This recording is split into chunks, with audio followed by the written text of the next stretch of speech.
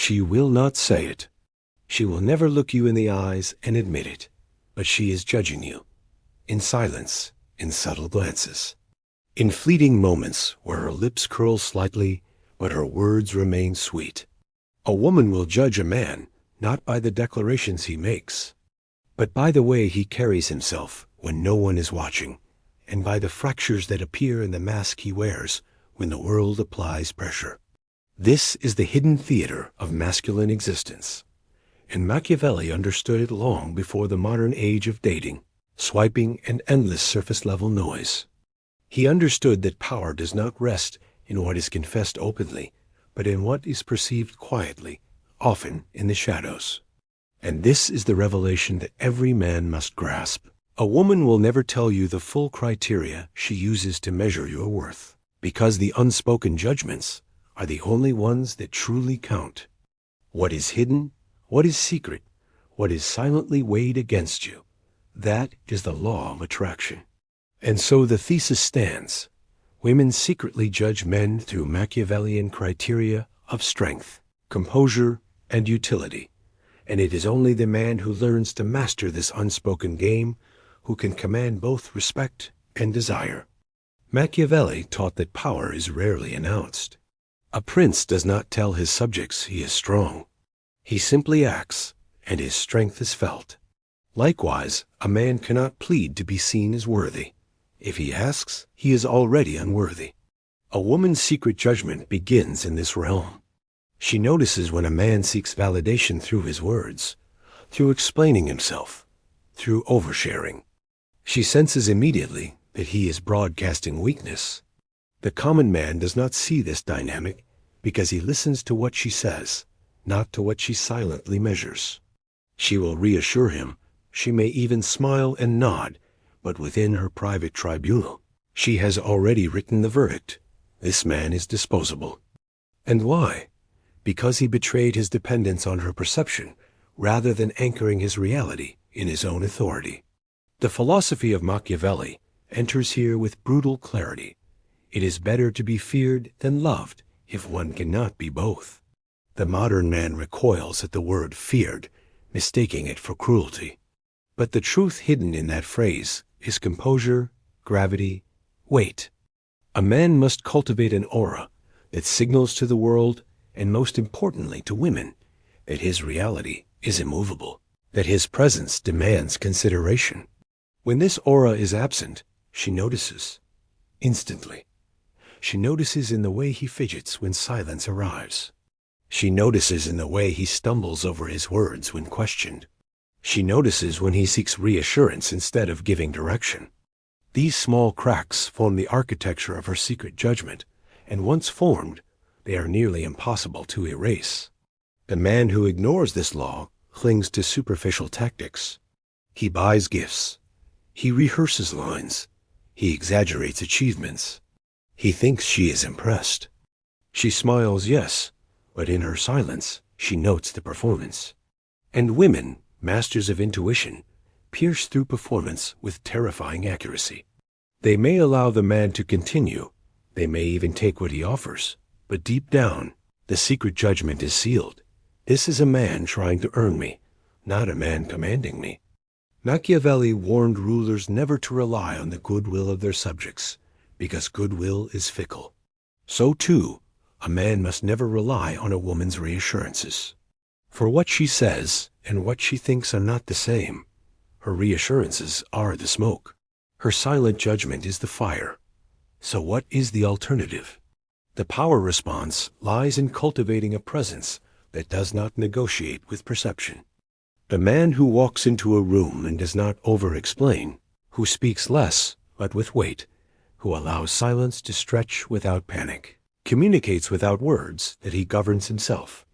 He is the prince of his own domain. This is not arrogance. This is sovereignty. And Machiavelli, ever the realist, would tell you this. Sovereignty is irresistible, even when inconvenient, even when frustrating, even when she protests. Her secret judgment bends toward the man who does not bend toward her validation. That is the paradox every man must learn. And yet, there is something more sinister, more profound. For if she secretly judges you, you must also accept that these judgments shift, evolve, and sharpen with time. A man cannot simply win once. He must continually demonstrate that his authority is not a facade, but a living reality. Every test, every challenge, every moment of doubt she places before you is not random. It is a trial. She is watching to see if the mask slips, if the prince becomes the servant, if the sovereign reveals himself as a supplicant. And when you fail these trials, her desire evaporates, often before you even notice it leaving. But pause for a moment. Let us ask the question directly. If women judge in secret, if they weigh men in silence, if their verdicts are spoken not with words, but with withdrawal, with cooling desire, with the absence of respect, then what is the man to do? Should he resent this hidden tribunal? Should he rage against it? No, because the very structure of nature is built on these silent judgments. And Machiavelli would laugh at the man who wishes the world were otherwise. He would remind you, the world does not reward the wishful. It rewards the prepared. The judged must become the judge of himself. Only then does the secret judgment turn in his favor. But how does this law of silent judgment manifest in the brutal theater of modern romance? How does it appear in the small gestures, the texts, the dates, the moments when men are unaware they are being measured? The answer is more unsettling than you imagine. She is judging when you arrive at the table. Before you speak, before you smile, before you even sit down, she has already registered the way you moved through the room. Did you walk with measured certainty, or did you shuffle with hesitation? Did you hold your posture as though you owned the very ground beneath you, or did you scan the room nervously, as if begging for permission to exist? This first impression is not simply about attraction. It is about authority. And the truth is merciless. Once that initial judgment is made, every word that follows is filtered through it. Machiavelli warned that first appearances in politics were decisive, because subjects, once persuaded of a ruler's weakness, rarely reversed their opinion. The same law governs here. She may not admit it, but she is already asking herself, is this man one who commands, or one who conforms? The common man makes a fatal error at this stage. He tries to compensate for a weak presence by flooding the air with words, jokes, explanations, compliments. He thinks more sound equals more impact. But she reads it differently. She reads it as desperation, as theater, as a man attempting to buy approval through volume. And the more he speaks, the less he says. His energy collapses inward. She may laugh, she may nod, but her secret judgment hardens. Here is a man who does not trust his silence, who cannot allow the gravity of his own being to speak before his tongue moves. That collapse is invisible to him, but glaring to her. The power response is the opposite. The sovereign man allows space. He does not rush. He lets silence stretch like a drawn bowstring, because silence, when wielded correctly, is not emptiness, it is pressure. And she feels it. She feels the aura of a man who does not need to prove himself in the first 5 seconds, because his entire posture communicates proof. His words, when they arrive with weight. She judges this, and her judgment is that here is someone who does not scramble to be chosen. He is the chooser, and the shift in her perception is immediate, even if she resists admitting it to herself. Now move to the second stage. She is judging when you speak about your life. Listen carefully, not the details themselves, but the frame through which they are delivered. Do you narrate your reality as if it is happening to you, or as if it is happening through you? Do you describe your job, your struggles, your plans with the tone of a man at the mercy of circumstances, or with the tone of a strategist who bends circumstances to his will? She is not tallying your income, not really, not in the way men imagine. She is measuring your posture toward power itself. Machiavelli wrote that fortune favors the bold, not the passive. Likewise, a woman secretly judges whether a man stands as the sculptor of his fate or as the clay. The common man collapses here by oversharing. He talks about how unlucky he has been, how women mistreated him, how society is unfair. He confuses honesty with vulnerability, vulnerability with weakness. He imagines that opening his wounds will elicit sympathy, and that sympathy will convert into attraction. He is wrong. For sympathy is the opposite of desire. A woman may sympathize with a man, but once she places him in that category, her secret judgment is brutal. He is beneath her. He seeks comfort, not conquest. He is a petitioner, not a prince. And Machiavelli warned princes never to appear pitiable, because pity is a death sentence in politics. It is the same in desire. The power response is radical reframing. The sovereign man does not complain about the storm. He positions himself as the navigator within it. He does not deny hardship. He demonstrates his ability to turn hardship into momentum. His words are chosen not to seek comfort, but to establish competence. She listens not to the details, but to the tone, and her secret judgment shifts. Here is a man who carries scars, but wears them as medals, who has suffered, yet remained unbent, who has faced chaos, but walks with order. And this perception transforms everything. So far, we have uncovered the cruel precision of her secret judgments. She is not measuring wealth or charm directly. She is measuring sovereignty. And here lies the brutal truth. If you reveal dependence, you are discarded. If you reveal composure, you are desired. But the stakes now escalate to something even more dangerous. What happens when she begins to test you directly? When she sharpens her judgment not through silence, but through subtle acts of resistance? What happens when the trial moves from observation to confrontation? The tests arrive quietly, almost invisibly at first. She cancels plans last minute. She interrupts you mid-thought. She makes a cutting remark disguised as a joke. These are not random accidents. These are probes. Deliberate micro-assaults on your composure. And here, the hidden tribunal sharpens its blade. She is asking without asking. Will this man break? Will he crumble under friction? Or will he remain unmoved, sovereign in his posture? This is the stage where most men lose everything without even realizing they were being examined. The common man responds with either fury or submission. He snaps, accuses her of disrespect, raises his voice. Or he swallows his frustration, laughs nervously, tries to play along, pretends it didn't sting. Both responses betray the same weakness, dependence. In one, he seeks to dominate through fragile anger, revealing he has no control over himself.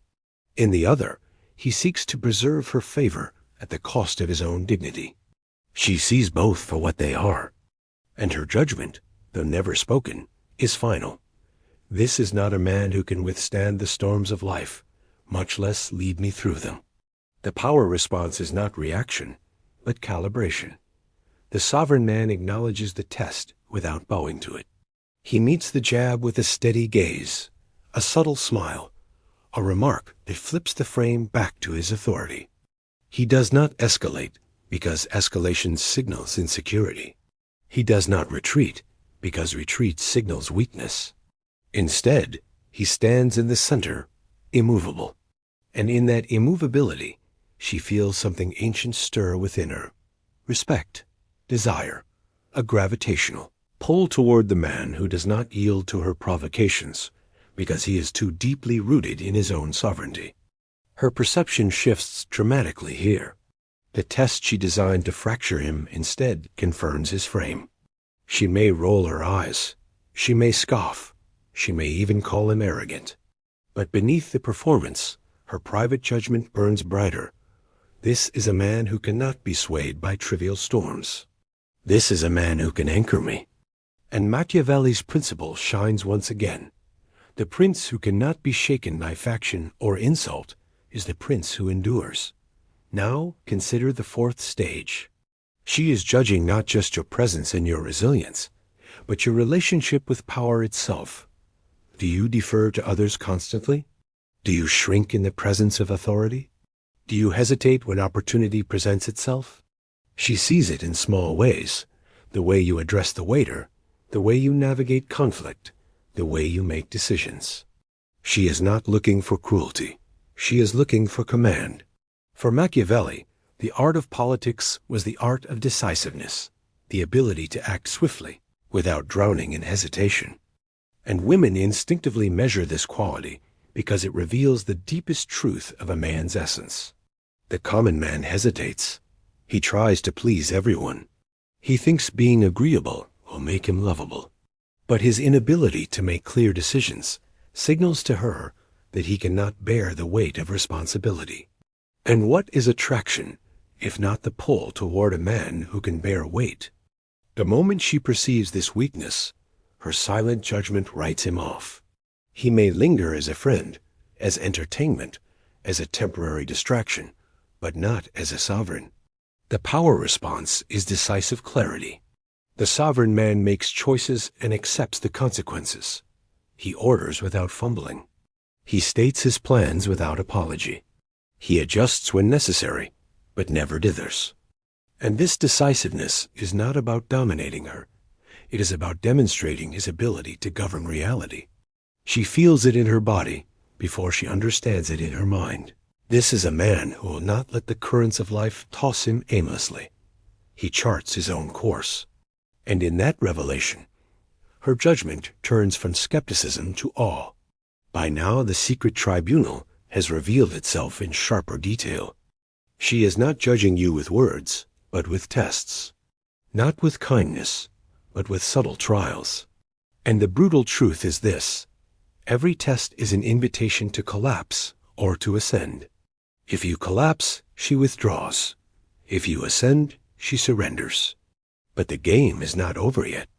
For there is one final dimension to her secret judgment, one that is more dangerous, more decisive, and more permanent than all the others. The final dimension of her judgment is not about charm, not about wealth, not even about decisiveness in the moment. It is about time, longevity, endurance. A woman watches not only who you are in the instant, but who you remain across seasons. The first impression may dazzle her. The tests may affirm you. But what happens when the weeks stretch into months, when the mask of performance would normally slip? She is waiting for that collapse, because most men eventually reveal themselves as actors rather than sovereigns. And here, the hidden tribunal makes its most ruthless evaluations. The common man is exposed by inconsistency. At first, he is confident, decisive, alluring. But slowly, the cracks widen. His discipline falters. His words no longer align with his actions. He grows complacent, relying on the momentum of initial attraction. He assumes the judgment has already been made in his favor. But in truth, the tribunal never adjourns. A woman's secret judgment is not a single verdict. It is an ongoing trial. And when he fails to maintain the standard he once displayed, her respect evaporates. Desire dies in silence, and he is left confused, wondering what changed. He does not understand that nothing changed. She simply kept watching. The sovereign man endures. He does not play at being composed. He is composed. He does not act decisive for effect. He has built decisiveness into his marrow.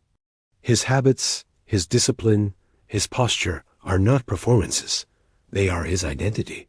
And this is what sustains attraction, beyond the spark of novelty. She may search for cracks. She may probe for weakness. But again and again, she encounters the same immovable reality. He is who he claims to be. The secret judgment shifts into reverence, because she realizes he cannot be exhausted, cannot be unmasked, cannot be reduced to an act. Machiavelli wrote that fortune is like a tempest that punishes the unprepared, but bends before the man who builds his foundation strong. The sovereign man has built such foundations, and the storm of her scrutiny only confirms his power. This final perception shift is the most transformative. Desire ceases to be volatile, respect ceases to be conditional, and her silent tribunal turns from skepticism into loyalty. For what is loyalty, in the deepest sense, but the surrender of judgment? When she realizes there is nothing left to test, when she realizes the verdict will not change, she lays down the hidden blade of her scrutiny and offers something far more dangerous: devotion. And devotion is the territory of princes. Now the revelation is complete. Women secretly judge men, not with words, but with silence, not in open conversation, but in the hidden recesses of their perception. They judge the way you walk into a room. They judge the way you speak about your life. They judge the way you withstand tests. They judge the way you wield decisiveness. And they judge whether your power endures over time or collapses under its own weight. Every stage of attraction is a tribunal, and every tribunal is merciless. So what is the man to do? He must stop living as though attraction were about tricks and tactics. He must abandon the childish fantasy that women will tell him the truth about what they want. They cannot, because what they want is not a list of traits, but the living presence of sovereignty. He must cease begging for approval and instead cultivate the gravity that commands it. He must understand that her secret judgment is not his enemy, but his greatest ally, because it forces him into the highest version of himself. Machiavelli would tell you that rulers are forged in the fire of necessity, and in the same way, men are forged in the fire of women's silent trials. And now you face the final choice. You can resent this hidden game, curse it, and remain among the masses who are judged and discarded. Or you can embrace it, master it, and become the rare man who commands loyalty instead of begging for love. The verdict is always being written. The tribunal is always in session. And only one question remains. When she judges you in silence, will she see a man who conforms or a man who commands? Then understand this. Her silence is not cruelty. It is revelation. Every withheld word, every subtle glance, every moment where she seems distant or unimpressed is not a punishment but an X-ray. It exposes you. It reveals what you are when stripped of your rehearsed charm, your polished lines, your borrowed confidence. Men rage at this because they crave a clear script, a checklist, a rule book of what to do. But Machiavelli warned that those who seek security in rules are doomed, for fortune does not follow rules. Fortune is unpredictable, ruthless, and feminine. She rewards the bold, not the obedient. Women operate by the same law. They are fortune itself, and they favor the man who builds his strength so completely that chance bends around him. The weak man begs, "Tell me what you want. Tell me how to please you. Tell me what I must do." He is desperate for explicit instructions, explicit reassurance, explicit direction. But she cannot give him this, because the very act of asking exposes him as dependent. If she tells him what to be, and he obeys, then he is no longer sovereign, he is her creation. And no woman desires to submit to her own creation. Her secret judgment, once again, is brutal. If I can shape him, I cannot respect him.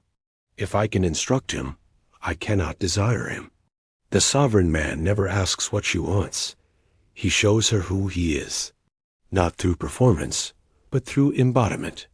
He reveals himself through composure, through decisiveness, through the unwavering way he carries his authority from one day to the next. And because he does not ask, because he does not chase, because he does not bend himself to her approval, her desire sharpens. For now the paradox burns inside her. He does not need me, and therefore I cannot resist him. Machiavelli would smile at this, because he understood that power, once displayed, attracts loyalty without demand. Do you see the shape of this doctrine now? Women judge in silence, but this judgment is not sabotage. It is filtration. They are searching relentlessly for the man who cannot be broken, the man who is not a puppet of emotions, the man who can be tested again and again and still remain intact. They are searching for the rare sovereign who does not ask to be chosen, but arrives already crowned. And most men will never pass this filtration because they spend their lives begging for explicit instructions instead of cultivating silent authority. So the final edict is this: do not fear her judgment. Expect it. Do not resent her silence. Revere it, for every time she withholds words, every time she tests, every time she challenges you, she is handing you the fire that can forge your sovereignty. But you must meet it as a prince meets his court, calm, composed, immovable. If you collapse, you are discarded. If you endure, you are enthroned. And now the choice stands before you, as it did before every ruler Machiavelli advised. Will you live as the man who conforms, forever guessing, forever pleading, forever being weighed and found wanting? Or will you stand as the man who commands, who enters the tribunal already knowing that judgment cannot touch him, because he has judged himself and found himself unbreakable? This is the secret she will never tell you. This is the game she cannot confess. But the verdict will be written, whether you know the rules or not.